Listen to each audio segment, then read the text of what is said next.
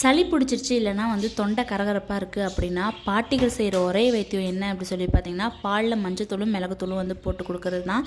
So இதை குடித்த உடனே அவ்வளோ இதமாக இருக்கும், தொண்டைக்கும் சரி நமக்கு அந்த சளி ப்ராப்ளமுக்கும் அவ்வளோ நல்லாயிருக்கும். ஏன்னா இதில் வந்து மிளகு ஆட் பண்ணுறோம். இந்த மஞ்சளில் வந்து நேச்சுரலாக வந்து குர்குமின் அப்படின்ற இருக்குது, ஆன்டிபயாட்டிக்காக கூட வந்து இந்த மஞ்சள் வந்து ஹெல்ப் பண்ணும்.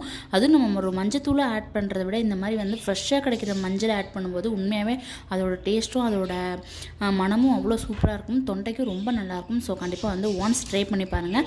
பொங்கலுக்கு வாங்கின அந்த மஞ்சள் கொத்தெல்லாம் இருந்துச்சு அப்படின்னா இந்த மாதிரி ட்ரை பண்ணி பாருங்களேன், அவ்வளோ நல்லாயிருக்கும். ஸோ நான் அதுக்கு என்ன பண்ணியிருக்கேன்னா இந்த மஞ்சளை வந்து தோல் சீவிட்டு நல்லா வந்து இந்த மாதிரி துருவிட்டு அது கூட வந்து ஒரு 1/2 ஸ்பூன் மிளகுத்தூள் ஆட் பண்ணி நல்லா கொதிஞ்சதுக்கப்புறம் நான் பனவெல்லம் வந்து ஆட் பண்ணிக்கிறேன். கண்டிப்பாக வந்து பனவெல்லம் ஆட் பண்ணுங்கள். அப்படி இல்லை அப்படின்னா வெல்லம், அப்படி இல்லைன்னா நாட்டு சக்கரை ஆட் பண்ணி குடிச்சு பாருங்கள், அவ்வளோ சூப்பராக இருக்கும். ஸோ கண்டிப்பாக ட்ரை பண்ணி பார்த்துட்டு எப்படி இருந்துச்சு அப்படி சொல்லிட்டு மறக்காமல் கமெண்ட் பண்ணுங்கள். So eat well and